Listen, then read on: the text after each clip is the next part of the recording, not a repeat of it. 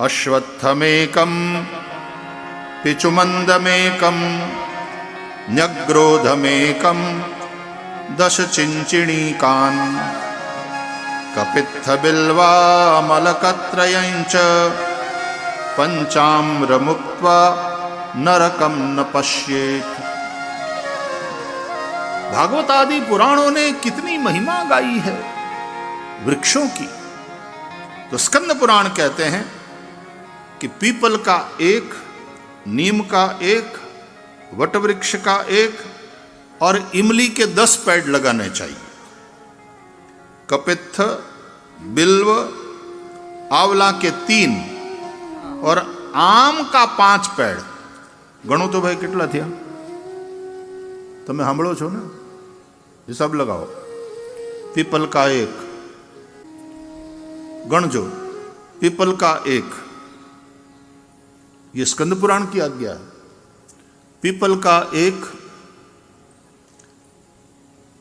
पीपळाનું ખાલી એક જ કેમ? કારણ કે પીપળો 1000 છે કે ખૂબ ઓક્સિજન આપે છે। સૌથી વધારે ઓક્સિજન આપનારો વૃક્ષોમાંનો એક છે पीपड़ो, पिप्पल, अश्वत्थ। और इसलिए परमात्मा ने उसको अपनी विभूति बताते हुए अश्वत्थ सर्ववृक्षाणाम ये कहा कि सभी वृक्षों में अश्वत्थ मेरा रूप है। तो पीपल का 1, नीम का 1, बड़ी शीतल छाया होती है नीम। और नीम अद्भुत आरोग्यप्रद वृक्ष है नीम। हवाરના લીમડાનું દાંતણ થાય તો બહુ સારું। આપણે હવે બ્રશવાળા થઈ ગયા, પણ દાંતણના પોતાના ફાયદા છે। નીમ કા દાતુન। ચૈતર મહિનો હોય ને ત્યારે લીમડાના કુમળા કુમળા પાન, લીમડાના મોર અને એમાં થોડી મિશ્રી મેળવી અને પડવાની ખાવી, એનો બુકડો મારવો, ચાવી ચાવીને બરાબર ખાવી, તાવ નહીં આવે મોટે ભાગે। આવી તાકાત છે। તાવ આવે તો એ ગોળી, કઈ ગોળી લેવાની હોય? હા બોલો, એ આપણને બધાને યાદ છે, કારણ કે પનારો પડ્યો ને। પણ લીમડો હાથ વગો છે કે ઓલી ગોળીઓ ના ખાવી પડે। पीपल का 1, नीम का 1, वटवृक्ष का 1 बरगद कम से कम लगाओ अपने जीवन में। बहनों वट सावित्रीનું વ્રત કરે છે,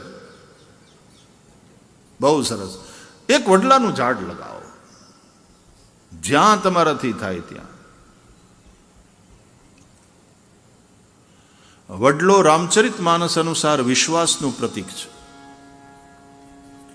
રામચરિત માનસમાં તુલસીદાસજી લખે છે, બટુ વિશ્વાસ અચલ નિજ ધર્મા, તીર્થ રાજ સમાજ સુકર્મા। બટુ વિશ્વાસ, વડલો વિશ્વાસનું પ્રતીક। અને એટલા માટે ભગવાન શિવ વડલાના ઝાડની નીચે બેસીને કથા સંભળાવે। પછી આંબલીના 10 ઝાડ, इमली के 10 चिंचणी कान। बीता नहीं कि आंबली हो भूत रे, एम तो पीपळे भूत रे, एम के भूत ने पीपळो मળી જાય એમ નથી કહેતા।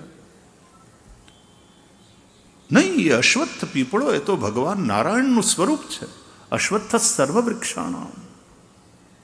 पीपड़ो बहु पवित्र। एक पीपड़ो, एक લીમડો, એક વડલો અને 10 ઝાડ આંબલીના। કેટલા થયા? 13। પછી એક કપિત્થ,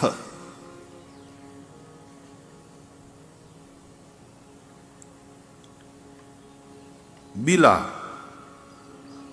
બીલીપત્ર અને આમળા। આ બીજા 3 એમાં જોડો। કેટલા થયા? 16. અને આંબાના 5. 16 ને 5 21. આ 21 ઓછામાં ઓછા ઝાડ લગાડે, વાવે, એને ઉજેરીને મોટા કરે.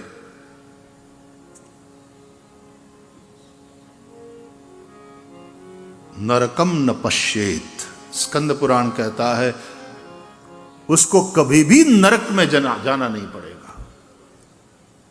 એને નરકનું મોઢું જ ન જોવું પડે. 21 ઝાડ.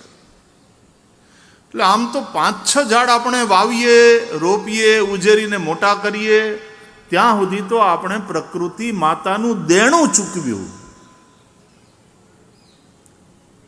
પણ જો 21 વાવીએ આ ઓછામાં ઓછા, તો બહુ સારું. તો આપણે પ્રકૃતિ માતાનો શ્રૃંગાર કર્યો.